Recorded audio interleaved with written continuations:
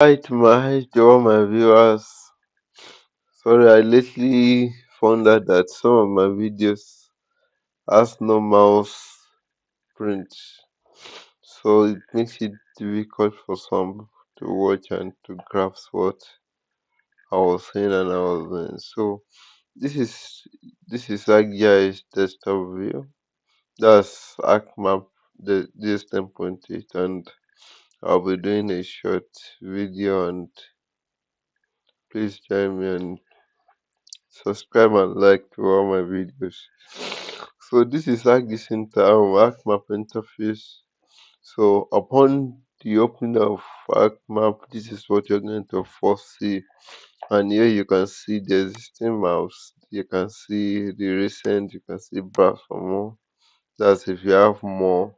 Like you can see through the new and the new one. So that's if you have more, you can also navigate to any folder where those things are.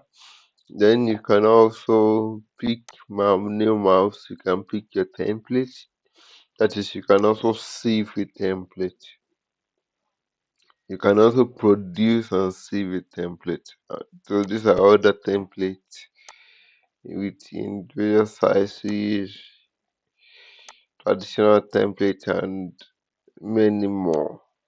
Can also browse for more. So depending on if you have templates you had saved. So, and along that whole part also, you can also pick a default geodatabase for your map, for not just for your map, for each of the Arcmap you open. You can create a default database for them. So in that case, if you click here, now if you click here, you have a default, you have two default. Yes, you have two default database here. But what I'm saying is that you can come into this place and pick or create a default database. That's for maybe you create a folder for that particular work. You can also create a default database inside that folder where you use. So instead of saving each of your work in the add this default database, then it will be the folder default base for that work.